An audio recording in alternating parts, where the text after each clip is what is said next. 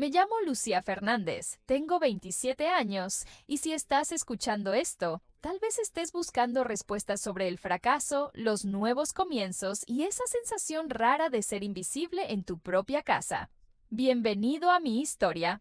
La historia de cómo tuve que perderlo absolutamente todo, incluso la dignidad, para entender el verdadero valor de reconstruirse, ladrillo a ladrillo. Todo empezó una mañana gris de viernes en Madrid. Tenía pinta de ser un día cualquiera, pero no lo fue. Recuerdo perfectamente el aroma del café recién hecho, el murmullo de la tele en el salón, el reloj de pared marcando las 6:14 y sobre todo ese silencio incómodo entre mis padres, que ya me ponía los pelos de punta antes de tomar el primer sorbo. Siempre fui la hija del aprobado raspado.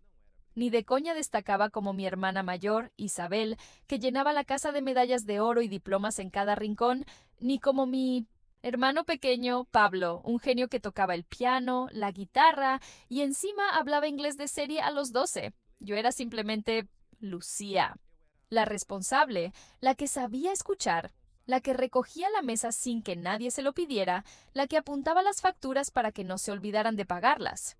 Por supuesto, nada de esto era motivo de orgullo, al menos no en mi familia. Aquel día me desperté con un nudo en el estómago, pero fui a preparar el café como siempre. Fue entonces cuando escuché, sin querer, la conversación que cambiaría mi vida.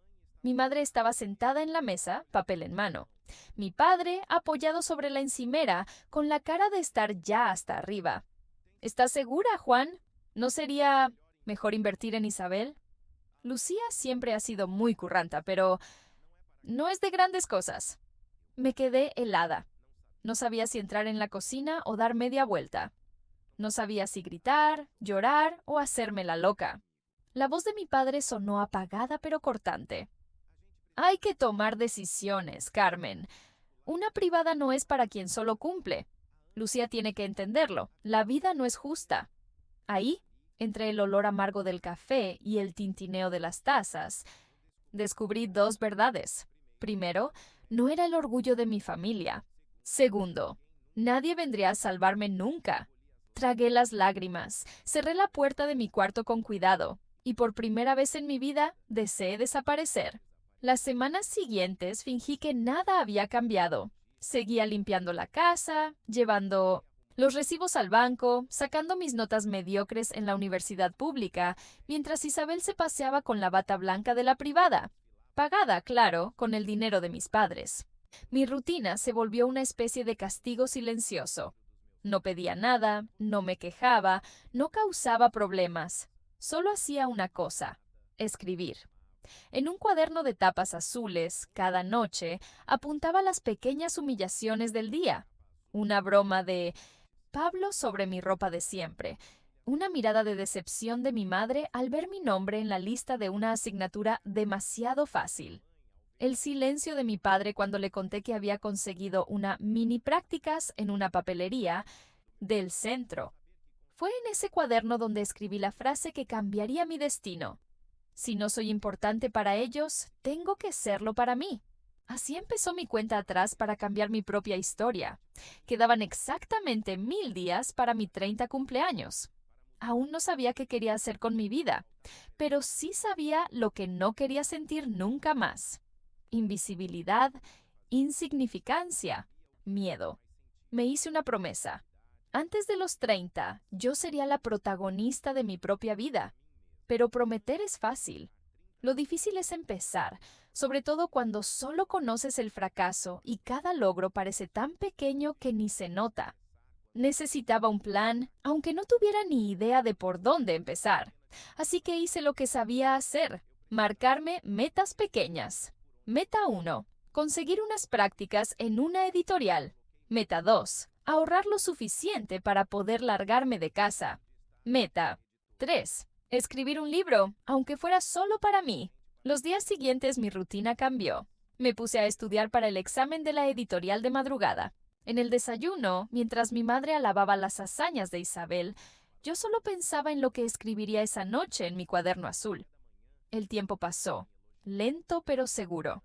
Conseguí las prácticas. Casi ni me lo creía. Lo celebré sola, bebiendo un refresco barato, sentada en la parada del bus. Ese día, mirando el cielo gris de Madrid, entendí. Nadie jamás va a aplaudirme, así que tendré que ser yo mi propio aplauso. Pero la vida, claro, nunca pone las cosas fáciles a quien se atreve a soñar. Al poco de empezar en la editorial, llegó la crisis. Recortes por todas partes. Recursos Humanos me llamó. Lucía, eres genial, pero tenemos que quedarnos con los que llevan más tiempo. Me echaron antes de aprenderme el sitio de la máquina de café. Volví a casa, lloré en el baño para que nadie me viera. Fue entonces cuando mi madre entró en mi cuarto y sin ni siquiera mirarme, soltó. De verdad, Lucía, no tienes nada de suerte, hija. En ese momento casi reviento el bolígrafo sobre el cuaderno azul. Ahí, entre lágrimas y rabia, decidí que nadie más iba a decidir por mí. Era hora de construir mi propio camino, aunque tuviera que empezar otra vez, de cero. Quizá tú también. ¿Te has sentido así alguna vez? Subestimado hasta en tu propia casa. Si es así, quédate conmigo en este viaje. Igual, juntos, aprendemos a levantarnos aunque nadie espere nada de nosotros. Si esta historia te ha tocado en algo, suscríbete al canal para no perderte el próximo capítulo de esta remontada. Lo que nadie te cuenta sobre empezar de cero es que, en realidad, no es tanto pasar página como aprender a leer otra vez, letra por letra, los capítulos que la vida ya ha escrito por ti. Cuando me despidieron de la editorial y escuché ese comentario frío de mi madre, una parte de mí quiso esfumarse, aceptar que igual ese era mi destino. Pero había una chispa, testaruda y callada, que me empujó a abrir el cuaderno azul una vez más y escribir entre sollozos: si todo lo que tengo es fracaso, entonces fracasaré persiguiendo mi propio sueño. Todavía no sabía cuál era ese sueño. Solo tenía claro que tenía que huir del papel de secundaria en mi propia historia. Empecé a buscar curros, cualquier cosa que me permitiera ahorrar algo y alimentar esa idea loca de independencia. Así acabé en una pequeña tienda de informática en Lavapiés. No tenía nada de glamour, mostrador viejo, ordenadores lentos, olor a tóner y humedad. Pero el dueño, don Julián, me dio una oportunidad porque, según él, solo aguanta. Este curro quien de verdad tiene hambre de la vida. Era otra vez unas prácticas. Pasaba horas desenredando cables, limpiando teclados, haciendo hojas de Excel con presupuestos y tratando de no venirme abajo cuando veía los mensajes de Isabel en el grupo de la familia, presumiendo de sus fotos en el laboratorio ultramoderno de la universidad privada. Pero esta vez sentía que, aunque fuera despacio, avanzaba. Cada euro guardado en el sobre escondido en mi armario era una victoria secreta. No se lo conté a nadie. Solo habría servido para que se rieran más. Aquellos días empecé a darme cuenta de lo mucho que mi relación con la familia había cambiado. Mi hermano pequeño, Pablo, apenas me hablaba. Isabel parecía más distante que nunca, como si yo le recordara todo lo que ella no quería hacer. Mis padres seguían a lo suyo. Mi padre siempre rajando del atasco de la M30, mi madre aplaudiendo cualquier cosa que hiciera Isabel, desde publicar un artículo científico hasta pintarse las uñas de un color nuevo. En el fondo, ese silencio dolía. Pero, quizá por primera vez, empecé a usarlo como gasolina. En la tienda de informática, un cliente llamado don Ernesto empezó a aparecer casi todas las semanas. Era un señor delgaducho, pelo canoso y mirada cansada, siempre con un portátil viejísimo bajo el brazo. Un día, después de arreglarle un problema, se quedó charlando conmigo en la puerta y me preguntó qué me gustaba hacer además de trabajar allí. No sé por qué, pero le conté todo. La uni, el despido, los sueños guardados en un cajón y sobre todo el cuaderno azul. Don Ernesto me escuchó sin decir ni mu. Cuando terminé, me sonrió y dijo: ¿te has planteado convertir esas historias en algo más grande? Hay mucha gente que necesita saber que fracasar no es el final. A veces solo es el comienzo de un capítulo mejor. Esa noche volví a casa dándole vueltas a sus palabras. Por primera vez pensé en compartir mis experiencias con otros. No como desahogo, sino como puente para quienes también se sentían invisibles. Empecé por lo bajo, como siempre. Creé un blog, Notas desde el Cuarto Azul, con una plantilla gratuita y escribiendo posts sencillos sobre los bastidores del fracaso. Perder curros, fallar en entrevistas, ser ignorada incluso por quienes decían quererme. Al principio nadie leía. Nadie, literalmente. Ni un comentario, ni un mísero like, solo yo y el contador de visitas parado en cero. Pero seguí. Una noche publiqué un texto que titulé ¿Cómo sobrevivir a la comparación diaria?, inspirado por otra cena familiar en la que mis padres se pasaron 20 minutos elogiando a Isabel y preguntándome ¿cuándo nos vas a dar una alegría? Lucía. El texto era crudo, sincero, lleno de faltas de ortografía. Pero era yo. Al día siguiente, al abrir el blog, me encontré mi primer comentario. Era de una chica llamada Sofía. He encontrado tu texto por casualidad. He llorado, leyéndolo. Gracias por escribir lo que nunca me atreví a decir. En ese instante entendí que quizá la clave no era brillar más que mi hermana, sino encontrar mi propia luz, aunque fuera pequeñita. Escribir se volvió rutina. Tras el curro, pasaba horas contando historias, fracasos, mini triunfos, dudas, todo sin filtro. El blog empezó a crecer, poco a poco. 10 visitas, luego 50, luego 100. De repente, recibí un correo de una editorial independiente invitándome a participar en una antología de relatos sobre resiliencia femenina. No era la leche, pero era la primera vez que alguien me veía como algo más que Lucía la curranta. Se lo conté a don Julián, que se emocionó más que yo. Tira pa'lante, chiquilla. Pero no te olvides de volver por aquí cuando seas famosa, ¿eh? A mi familia, por supuesto, ni se lo mencioné. Por entonces pasó algo inesperado. Empecé a ganar unos eurillos con el blog. Empresas pequeñitas me buscaban para publi y lectores me apoyaban con donaciones en plataformas de crowdfunding. Era poco, pero era mío, fruto de algo que en casa nadie valoró jamás. Con el tiempo, el blog Notas desde el Cuarto Azul se volvió un pequeño refugio virtual para gente como yo. Personas hartas de ser solo esforzadas, que querían ser vistas, escuchadas, reconocidas, aunque fuera solo por unos pocos. También mi círculo de amistades cambió. Sofía, la del primer comentario, se volvió amiga de verdad. Compartía conmigo sus ansias, sueños y, sobre todo, el miedo a no ser suficiente nunca para nadie.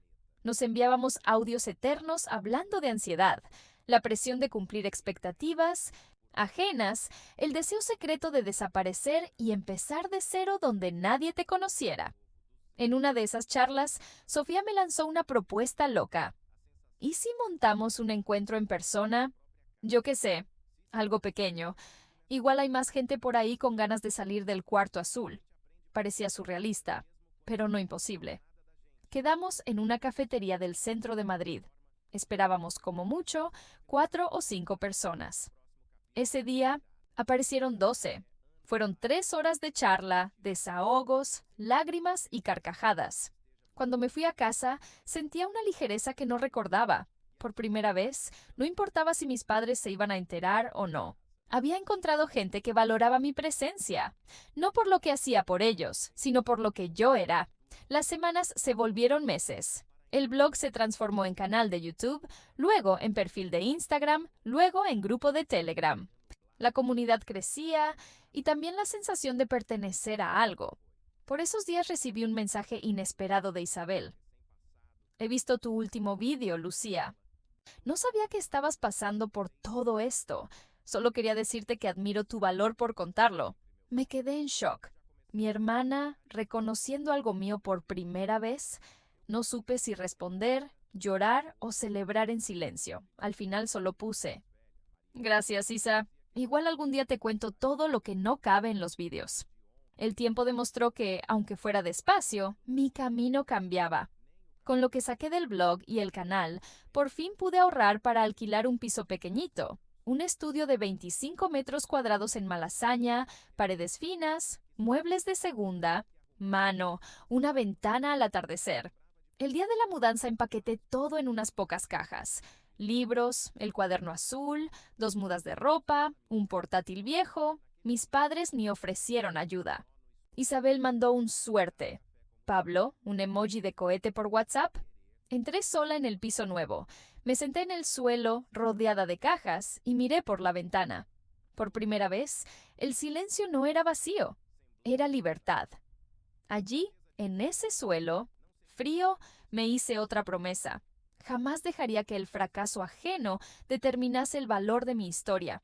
No lo sabía, pero estaba a punto de enfrentar el mayor desafío de mi vida, un enfrentamiento que pondría a prueba todo lo que creía sobre mí, mi familia y el verdadero significado del éxito. La libertad tiene un sabor agridulce. Solo quien alguna vez ha dormido escuchando su propia respiración rebotando en las paredes vacías sabe lo solitario que puede ser. Al principio, mi vida en el piso nuevo era tranquila, casi incómoda, pero estaba decidida a convertir ese silencio en una voz. El blog y el canal crecían, pero más que los números, lo que me daba esperanza eran los mensajes anónimos y los testimonios sinceros que llegaban cada día. Gente contándome que había llorado escuchando mis relatos, que encontró valor para salir de una relación tóxica, que decidió apostar por un sueño viejo. Sentía que, por fin, la invisibilidad estaba dando paso al reconocimiento, aunque fuese de desconocidos. Seguía firme.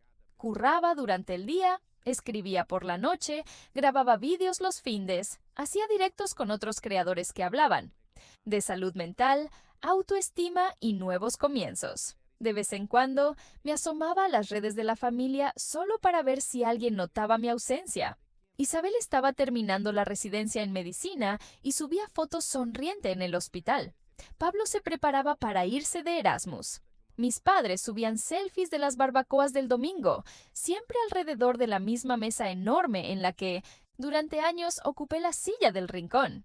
A veces la añoranza dolía, pero era un dolor llevadero, el precio de ser por fin la autora de mi propia historia. Y entonces, todo cambió. Ese mes recibí una invitación inesperada. Mi canal había sido nominado a un premio de contenido digital sobre salud emocional. El evento sería en un teatro conocido de Madrid. Me invitaron a dar una charla junto a nombres que yo seguía desde hacía años. Cuando llegó el mail oficial, casi me caigo de la silla. Yo, Lucía, la del aprobado raspado, invisible en casa, recibiendo una invitación para hablar sobre superación ante cientos de personas. Pasé la semana entera ensayando cada palabra. No dormía bien, apenas comía, soñaba despierta con la posibilidad de por fin demostrarle a mi familia que yo también era alguien. Aún así, dudé antes de contarles. Mi primer impulso fue guardármelo como siempre, pero Sofía, mi amiga, insistió. Tienes que decirles, Lucía, tienen que saberlo, es tu momento. Respiré hondo y mandé un mensaje al grupo familiar. Hola a todos. Me han invitado a dar una charla importante sobre salud emocional. Será el sábado. Si podéis venir, me haría ilusión. Las respuestas llegaron frías. Mi padre puso un enhorabuena, hija, pero tengo reunión. Mi madre ni respondió. Isabel dejó un emoji de aplauso. Pablo leyó y pasó. Tragué la decepción. No era nuevo, pero seguía doliendo. Me prometí que no dejaría que me afectara. Pero, claro, me afectó. Pasé los días siguientes en piloto automático, yendo al curro, escribiendo, grabando, como si nada.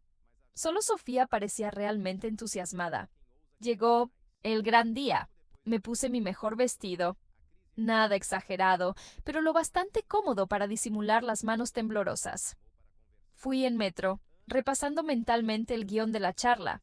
Cuando llegué al teatro, me deslumbraron las luces, el bullicio, las caras, atentas. Gente de todo tipo. Allí nadie conocía mi historia entera. Nadie necesitaba saber de las humillaciones, el silencio, las comparaciones. Solo era Lucía, escritora, creadora, alguien con algo que decir. Subí al escenario temblando, pero segura. Conté mi historia sin filtros, del cuaderno azul al blog, de los pequeños fracasos a las victorias insólitas. Hablé de la soledad de ser la hija mediana, de cómo las palabras pueden herir más que el silencio, de que solo una misma puede decidir su propio valor. Al acabar, el teatro quedó en silencio unos segundos. y luego una ovación. Sentí las piernas flojas.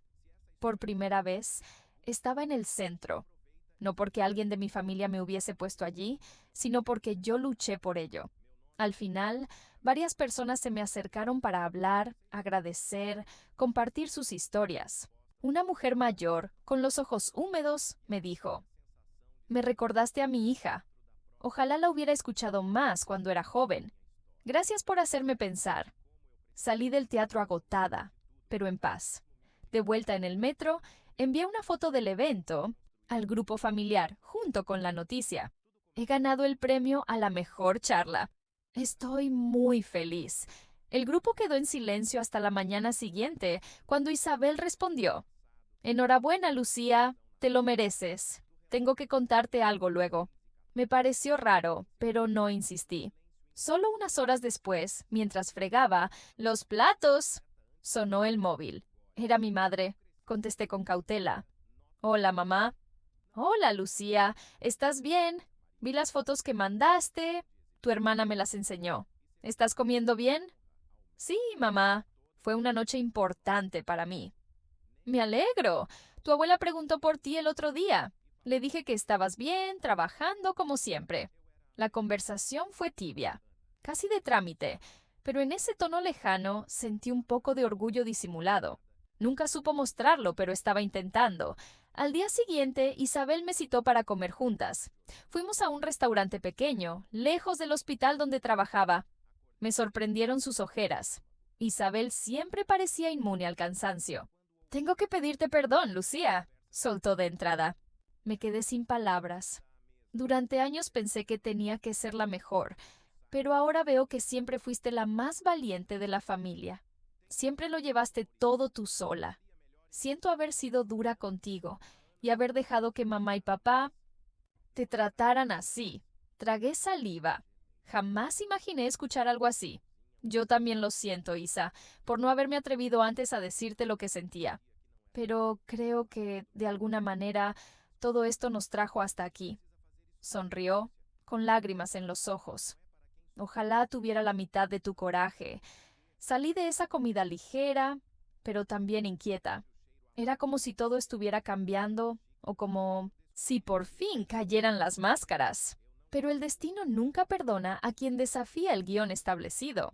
Esa misma semana supe que la tienda de informática iba a cerrar. Don Julián, el dueño, no pudo aguantar el negocio con la crisis. Me quedé sin trabajo. Otra vez, pero esta vez ya no era la adolescente que lloraba a escondidas en el baño. Era la mujer que había aprendido a transformar el dolor en palabras, la soledad en comunidad. Subí un vídeo contando la verdad sin adornos. He perdido el trabajo. Otra vez. Pero no he perdido lo que he conseguido hasta aquí. No importa cuántas veces tenga que volver a empezar. Ahora sé que ya no camino sola. El vídeo se viralizó. Más de 100,000 visualizaciones en 3 días.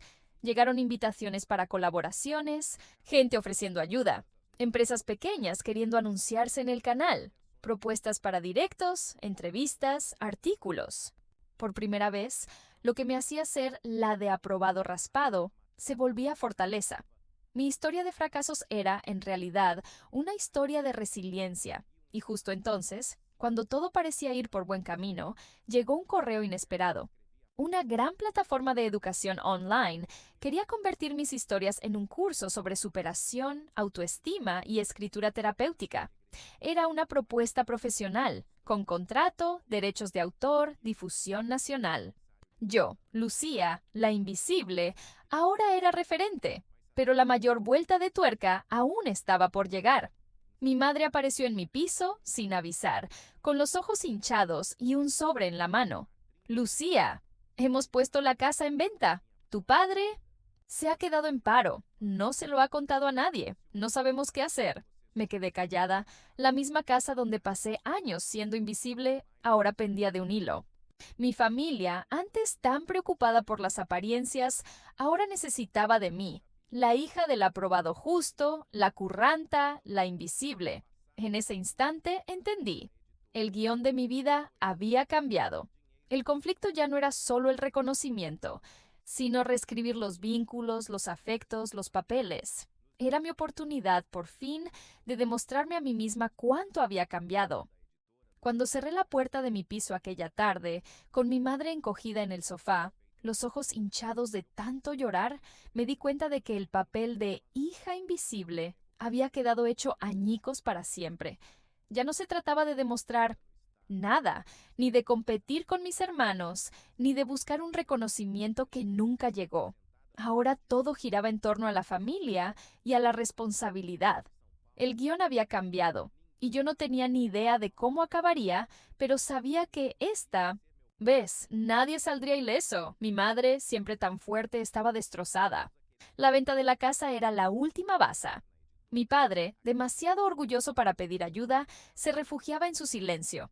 Mis hermanos no sabían ni por dónde empezar. Isabel colapsada con las guardias del hospital, Pablo intentando ayudar desde lejos. Miré a mi madre y, pese a todo, sentí compasión. Quédate hoy aquí, mamá. Cenamos juntas y después ya pensamos en lo que hacer. Cenamos en silencio. No había reproches, solo cansancio. Esa noche, ella durmió en mi cama. Yo me quedé en el colchón improvisado en el suelo, sin poder pegar ojo, repasando mentalmente todo lo que nos había traído hasta aquí. Cada portazo, cada elogio que no llegó, cada lágrima escondida. Por primera vez entendí que todos cargamos con una pena secreta, incluso los que nos han hecho daño. A la mañana siguiente, preparé café. Ese mismo olor de la infancia, ahora mezclado con el aroma de un tiempo nuevo. Hablé por teléfono. Con Isabel. Estaba en el hospital con voz ronca de agotamiento, pero dispuesta a ayudar. De esta salimos, Lucía. Solo necesitamos un plan. ¿Y tú? Siempre has sido buena con los planes, aunque nadie lo notara. Decidí ser práctica. Cogí mis cuadernos, las notas, los contactos de los últimos meses con el canal, el blog, las colaboraciones. Hice una hoja de Excel con el presupuesto familiar. ¿Cuánto hacía falta para salvarlo todo? ¿Cuánto podíamos reunir? ¿Cuánto podía poner cada uno? Llamé a Pablo, le expliqué la situación. Se quedó en shock, pero prometió aportar parte del dinero de su Erasmus. Isabel donó sus ahorros de las guardias extra.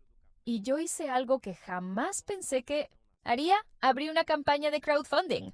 Grabé un video sincero, conté la situación sin adornos. Esta vez, la protagonista necesita ayuda. En pocos días, la campaña se viralizó.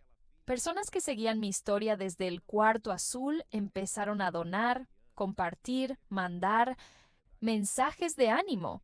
Gente que nunca había visto en mi vida decía: tú me salvaste cuando estaba fatal. Ahora déjame devolverte el favor. Ese mes, no solo evitamos la venta de la casa, sino que sobró para pagar facturas atrasadas y volver a empezar. El mayor milagro, sin embargo, fue invisible. Mi padre, tan orgulloso, me llamó por primera vez para darme las gracias. Hija, has salvado a la familia. No sé ni cómo pedir perdón por todos estos años, pero gracias. Oír eso dolió, pero también me liberó. Por primera vez sentí que el peso de los silencios se había repartido. Empezamos a vernos más. Cenas, cafés, videollamadas. Isabel con ojeras, pero sonriendo de verdad.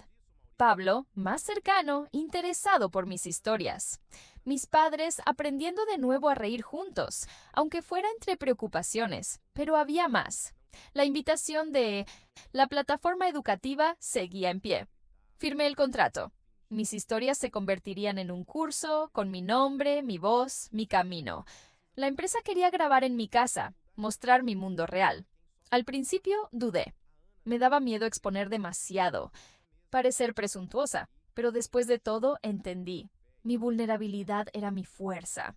El mundo necesita historias reales, no finales perfectos. La grabación fue catártica. Hablé de derrotas, de rencores, de lecciones que solo aprende quien se equivoca. Conté aquella noche en que escribí llorando en el cuaderno azul, sobre el primer comentario que me cambió el rumbo, sobre el vacío del reconocimiento familiar y el abrazo inesperado de desconocidos. Hablé de cicatrices, de orgullo tardío, de transformar el dolor en puente. Cuando el curso se publicó, la reacción me sorprendió. Gente de toda España, de todas las edades, escribía diciendo que encontró fuerza en mis fracasos, no en mis éxitos. Descubrí que, en el fondo, todos somos supervivientes de la comparación, del miedo a no ser suficientes. La plataforma me invitó a dar una charla en directo. Esta vez, insistí en que viniera mi familia. Isabel trajo flores. Mi padre fue con traje, incómodo, pero allí estaba. Mi madre se sentó en primera fila, las manos temblorosas sobre el regazo. Desde el escenario, los miré antes de empezar. Todo lo que he conseguido empezó el día que escribí mi dolor en el cuaderno azul. Solo ahora entiendo que no hace falta público para ser protagonista. A veces basta un espejo, o el valor de compartir el dolor con el mundo. Al bajar del escenario, mi padre lloraba. Mi madre me abrazó fuerte. Isabel nos sacó un selfie, riendo, y dijo: por fin, 3 hermanas y un hermano remando juntos. La semana siguiente recibí una propuesta de una gran editorial. Un libro, mi nombre en la portada, la historia completa. Me dio miedo, claro, pero acepté. Ya no escribía solo para mí, escribía para quienes nunca fueron los favoritos, para quienes se cansaron de esperar reconocimiento, para quienes tuvieron que fracasar 1000 veces antes de acertar una. Los meses pasaron volando. El canal creció, el curso se consolidó, el libro salió. Vi mi nombre en escaparates de librerías, escuché mi historia en podcasts, en periódicos, en charlas, pero en el fondo, el mayor logro era íntimo. Reconstruir los enciendes antistonos, puentes familiares, sin ilusiones, pero con un respeto nuevo. Aprendí a mirar a mis padres con más humanidad y a mí misma con más amabilidad. Pablo volvió de Erasmus, cambiado, más maduro. Isabel se dio un respiro en el hospital y empezó a cuidarse mejor. Mis padres, después de todo, vendieron la casa antigua por decisión propia, para empezar de nuevo en un piso más pequeño, menos para aparentar, más para vivir. En las reuniones de los domingos, entre risas, alguien siempre recuerda a la hija invisible que se hizo referente. Yo sonrío, algo incómoda, pero feliz de saber que mi historia, imperfecta como es, inspira a otras invisibilidades a alzar la voz. Una noche, ya tarde, abrí el cuaderno azul por última vez. Leí cada página, cada pena, cada sueño secreto. Escribí una sola frase al final. Gracias por no rendirte nunca, Lucía. Cerré el cuaderno. Lo coloqué en la estantería junto al ejemplar de mi libro. Por primera vez, sentí un orgullo pleno. No por el reconocimiento ajeno, sino por el camino recorrido. Seguía teniendo dudas, inseguridades, miedos. Todos los tenemos, pero ahora sabía que ya no era prisionera de ellos. La noche cayó en Madrid, con sus luces y sus ruidos. Me tumbé en la cama, escuchando mi propio corazón. Por primera vez, el silencio no era vacío, era refugio. Allí, en la oscuridad, lo entendí. Cuando dejas de esperar el aplauso, empiezas a escuchar tu propia voz. Esa vale más que cualquier premio. Ya ha pasado un tiempo desde aquella noche en que cerré, por última vez, mi cuaderno azul. Desde entonces, muchas cosas han cambiado por fuera. Contratos, colaboraciones, cifras, libros publicados, invitaciones a charlas, pero lo que de verdad cambió fue por dentro. A veces, en el silencio, tomando café junto a la ventana del nuevo piso de mis padres o escuchando la risa de Pablo en las comidas familiares de los domingos, pienso en lo irónica que es la vida. ¿Cuántas veces supliqué ser vista, ser elegida, que alguien, cualquiera, me dijera «te veo»? Y hoy entiendo que el mayor regalo de la vida fue precisamente ese camino en soledad. Tuve que ser invisible para descubrir la fuerza de ser autora de mi propia existencia. Si has llegado hasta aquí, quizá tú también lleves marcas de batallas silenciosas. Quizá hayas sentido el dolor de no ser reconocido por aquello que mejor sabes hacer, o la frustración de compararte con quien siempre parece estar por delante. Quizá te hayas preguntado, como yo tantas veces, ¿seré capaz de salir de este papel secundario? Quiero decirte, con la honestidad de quien ha tropezado 1000 veces, el dolor no desaparece, pero aprendemos a llevarlo con más ligereza. Yo aprendí, por ejemplo, que familia no siempre significa aprobación. A veces solo es el escenario donde empezamos a descubrir quiénes somos realmente. Aprendí que el éxito no es solo un trofeo o una lista de logros para colgar en Instagram. El éxito para mí es dormir en paz, incluso después de un día complicado, incluso sin haber agradado a nadie más que a mí misma. Aprendí que el fracaso, en realidad, es una escuela para valientes. Los que no se rinden, los que siguen intentándolo, cayendo, volviéndose a levantar, esos echan raíces más profundas y crecen de una forma que nadie puede arrancar. Y aprendí, sobre todo, que nadie puede escribir nuestra historia por nosotros. Ni nuestros padres, ni nuestros hermanos, ni el miedo, ni la comparación. El bolígrafo es tuyo, incluso cuando parezca que todo está fuera de control. Cuando miro atrás, veo que cada no que recibí fue una flecha señalando hacia adentro, obligándome a mirar mis propias sombras, mis debilidades, mis talentos olvidados. Y miro, con algo de compasión, a aquella Lucía del pasado llorando en el baño, pensando que nunca sería suficiente. Me gustaría poder abrazar a esa chica y decirle: ya eres suficiente, aunque nadie lo vea.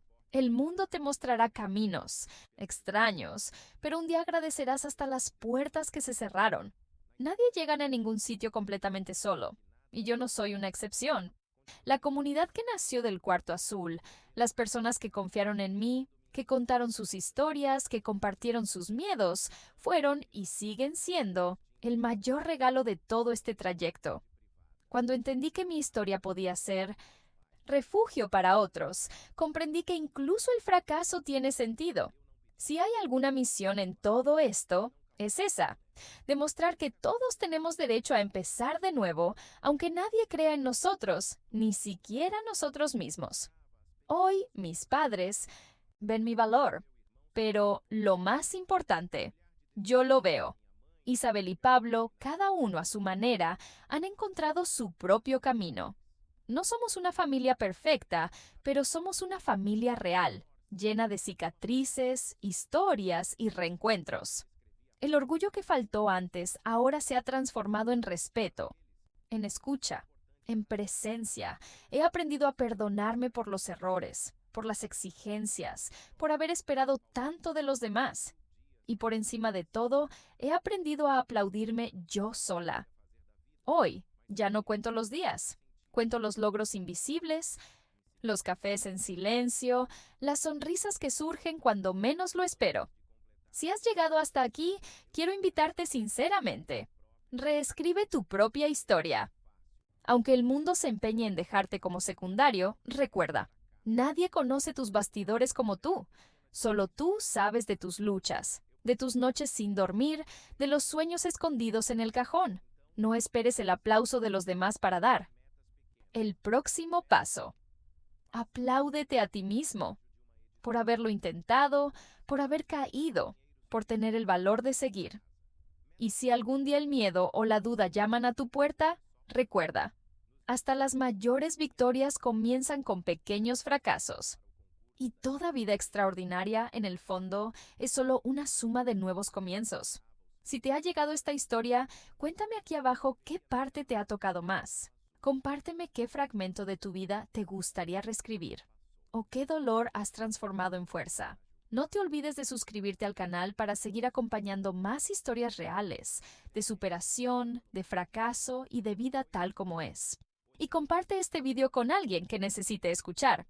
No estás solo y todavía vas a estar orgulloso de lo que estás construyendo. Gracias por caminar conmigo hasta aquí. Nos vemos en el próximo capítulo.